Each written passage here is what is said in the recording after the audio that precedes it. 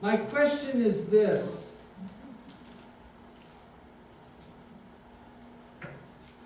Without Hanukkah, there could be no Christmas. Without Hanukkah, for the Jews and the rest of us, there would be no Christmas for the Christians. Let me tell you the story. 300 years before Christ was born, Alexander the Great. And I like to look at Alexander the Great. Alexander the Great was actually sort of an anti-Christ. Now that's not a theological term. Alexander the Great was the opposite of everything that Jesus was. Jesus was humble. Alexander was not. Jesus was normal in size. He was normal in stature. He was normal. You'd look at him and you'd never notice any difference from him. Alexander was a head and shoulders above the rest of the people. Jesus was born humbly to a carpenter. Alexander was born to the king of Macedonia, and Philip of Macedonia amassed a mighty army, and he filled Alexander's head with dreams that he would conquer the world. So Alexander, in every way, was the opposite of what Christ was. And Alexander did what his father. He was a fighter. He was a warrior. He went, and from Macedonia and northern Greece, he went across and destroyed the Persians. Then he went down and he conquered India. Then he cut across Armenia, and he came back and he went down and he went through the Holy Land. He did not destroy the Holy Land. He respected the priests. It is said that the priests took Alexander to the temple. They spoke with him. They had a blessing that they gave to him, and then he moved on and he conquered Egypt. In 10 years, he had conquered literally the entire world. And he died actually very depressed because he had nowhere else to go. He died in depression because he had done it all. And in many ways, you see why I call him the opposite of Christ. Because everything that Alexander did, Jesus didn't do. And everything that Jesus accomplished, everything that Yeshua made a reality, Alexander didn't. Okay.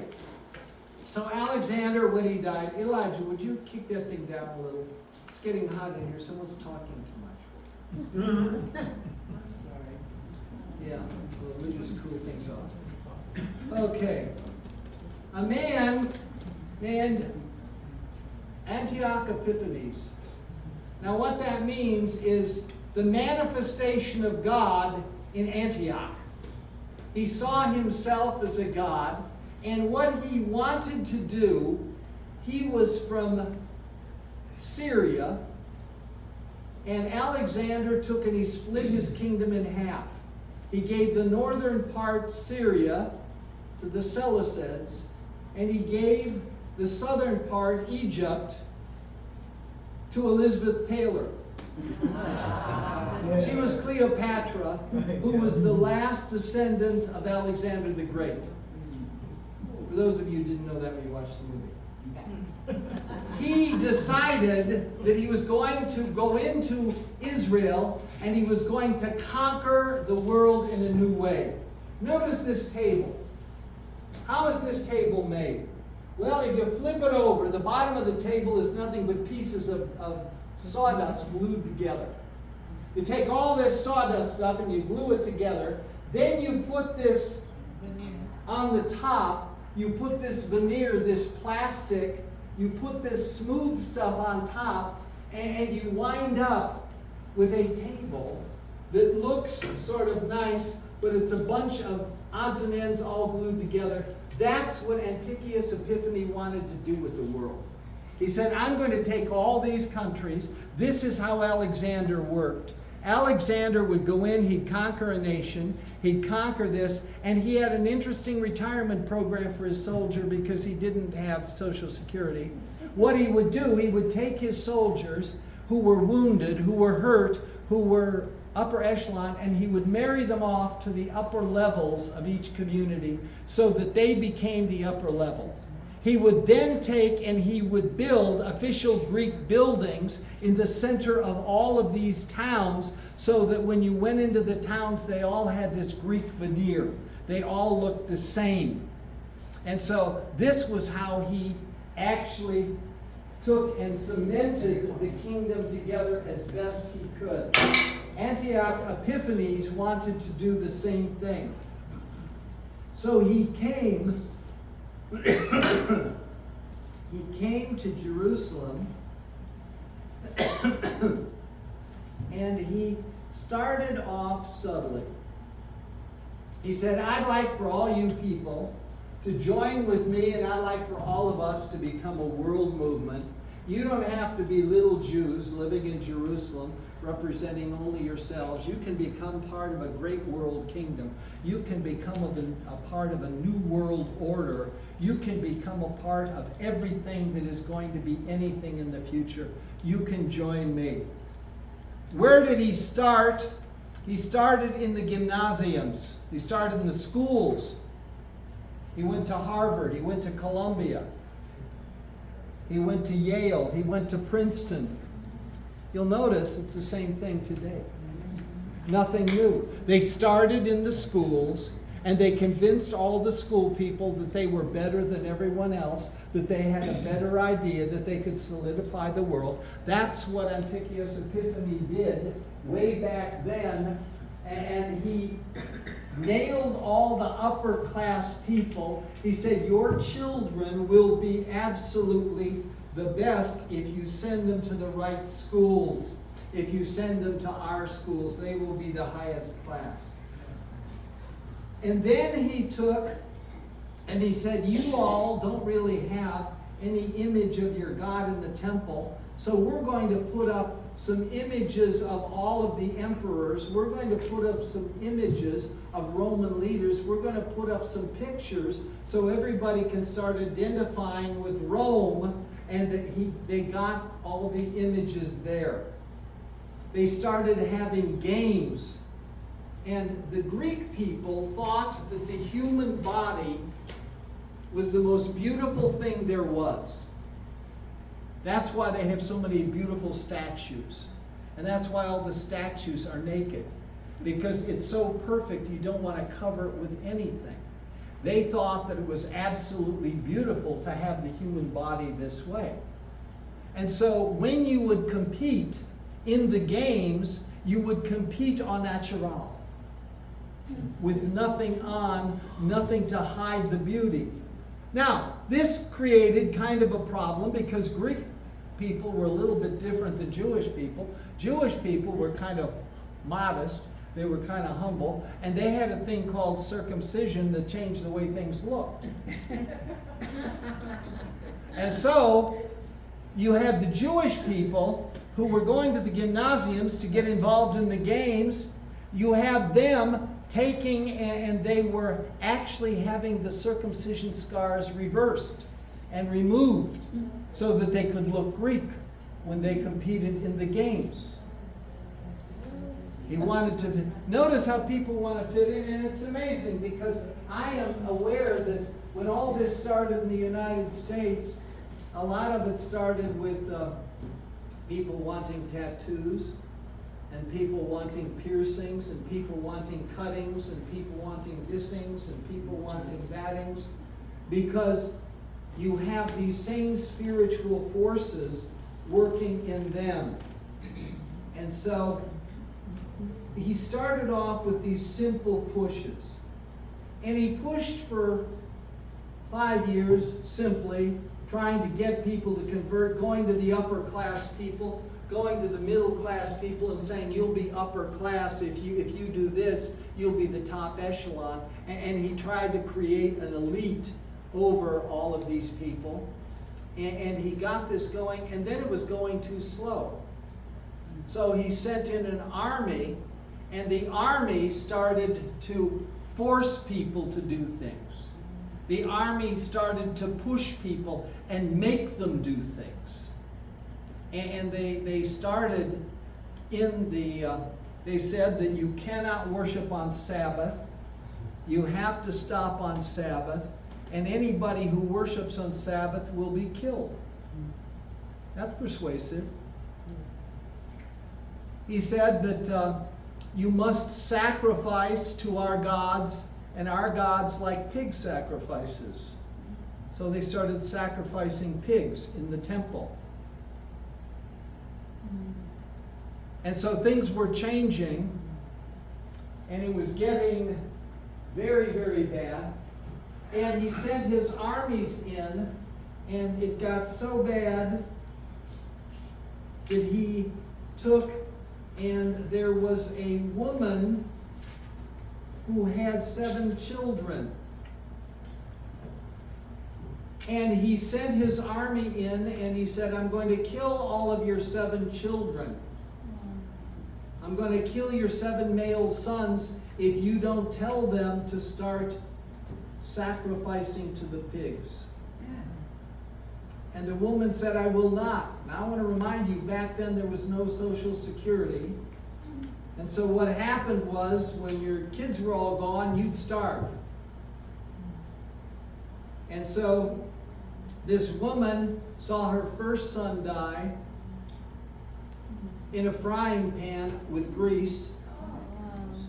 Then she saw her second son die in a frying pan with grease. Then her third, then her fourth, then her fifth, then her sixth. And finally there was just the 7th son, a strapping teenager. And the captain of the army said, this is your last son. You're of the age where you're not going to have any more. If you want to have progeny, you have to save him. And the woman said to her son, she said, oh my son, I love you. Do not cry out when they throw you into the pan. That's how dedicated she was. They said that you were not allowed to circumcise children. And you know that one of God's gifts to the Hebrew people was that they should be circumcised for cleanliness, because the male, when he's got a lot of extra skin, can carry a lot of germs and bacteria and stuff, and a woman is very sacred and clean, so if the male doesn't have all this extra skin, he doesn't get the woman disease here, there, and everywhere. He keeps things holy and pure. So, God said that a man should be sacrificed. Now, I think that's really important. Because if you live a pure life to God, a man sacrifices from his male organ, the reproductive organ. He has a blood sacrifice for his wife and his family.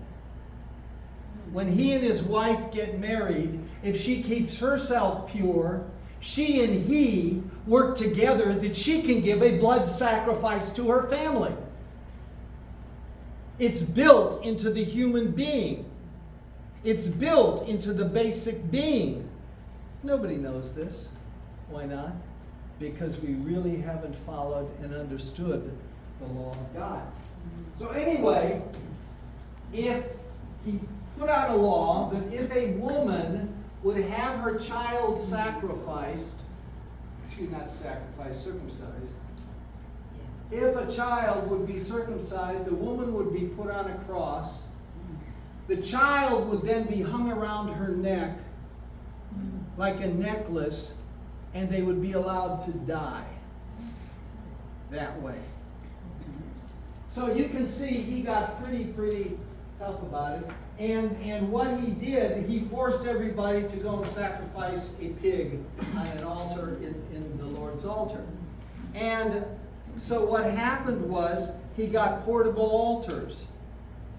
And he took portable altars to all the towns, and he said to all the upper echelon people, he said, if you will sacrifice to this pig, then what will happen is you'll be a leader, you'll get money, you'll get good jobs, you'll get all kinds of special blessings. Does any of this sound familiar? You will get all these elite things given to you if you will just do this. There was a man named Matthias. He was a priest. And he left Jerusalem because he didn't want to be a part of this, and he went to a small town called Modin. And in this small town, he was living his life privately with his sons, and up drives this guy with his chariot that has an altar on the back. And he says, "We will make you a very rich and powerful man if you will take and you will sacrifice to our God." And so he takes the knife and he slashes the pig, and he says, "Now you can cut the pig up." Matthias did exactly that. He grabbed the knife and he cut up the priest. He slashed the pig. Oh. Does anybody get that? No. Yeah. Those who get it, raise your hand. Okay. He slashed the pig by killing the priest. Okay. So anyway, and he became a criminal and he had to run away. So he ran to the desert. And when he ran to the desert, when he left, he was an outcast and he had nothing. But he discovered there were many other outcasts, many other religious people, many other Orthodox people who came to be with him. They said, "We want to suffer with you for righteousness. We don't want to do what they're telling us to do. We don't want to do." And so he got a big following. And Antiochus Epiphanes recognized that they were out there hiding in the woods. So he takes and he sends an army after them. Well, the army doesn't take this bunch of priests and farmers seriously. I mean, like, how can you? They're nothing. So they take and they build a stockade. And they don't set up any sentries. They just get drunk. They're not worried about this thing. So Matthias and his group attacks with all kinds of farming instruments, and they take and they kill all these soldiers, and now they've got real weapons. Now they've got real swords. Now they've got real spears. Now they've got real bows. Now they've got real shields. Now they've got real things. And they start battling, and they battle, and they battle. Matthias gets killed. His son, Judah Maccabee, the hammer. Because a Maccabee is a sledgehammer that you use in war to break the other people's shields. And so he takes and he becomes known as Judah Maccabee, the Maccabean. Okay. And what happens is all 7 of Matthias' sons wind up getting killed. And to get quickly to the point of the story, they win, they conquer Jerusalem, and they get the temple. God blesses them. The enemy army decides what they're going to do is they're going to start attacking on Sabbath. Because they figure these people won't fight on Sabbath, so we'll attack them on Sabbath. And the Maccabeans look at it and say, if we get killed, God's people are not going to be able to do anything, so if we have to fight on the Sabbath, we'll fight on the Sabbath. I want to point out something to you. Satan doesn't change. Do you know when the Yom Kippur War started? On Yom Kippur. On the high holy day, the war started. Do you know when this last war started? 50 years after. 50 years after, but I want the day. I want the day. I want somebody to say, that started on Simchat Torah. That started on the high holy day. I want to see, the enemy is doing the same thing, attacking on the Sabbath, attacking on the high holy day. Nothing's changed. You can tell that we're fighting the devil and his demons with all this. And so what happened was, and I'll get to the miracle pretty quick. This is the kiddie part of the story. It's beautiful because they captured Jerusalem. They had to cleanse the temple. They needed a certain amount of oil for cleansing. And then they wanted to light the candle, the menorah, the 7-branch candelabra. They wanted to light that and get it going. They wanted to get it burning. And the problem was, to actually purify it, they needed it to burn for 8 days. And they only had 1 day worth of oil.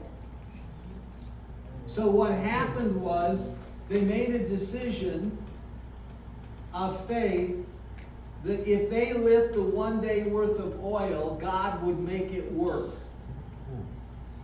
Liberal commentators today will tell you that that's not true, that it really didn't burn that long, but that it did. It did. God made miracles, and He made a miracle of light. And so that's what happened. They took and they lit the candelabra, and it burned for the 8 days, and the temple was purified. Now, where I started out was, if there was no Hanukkah, there would be no Christmas. Didn't I say that? Yes. How do I come to that conclusion? If they had not, the Jewish people had not come back from Babylon, if they had not taken and rebuilt the temple, if they had not followed God's law and set up the feast days and set up God's law, if they had not done this, Jesus Christ could not have been born and followed the law of God which He gave to Moses. He could not have been crucified according to the law if He did not follow the law.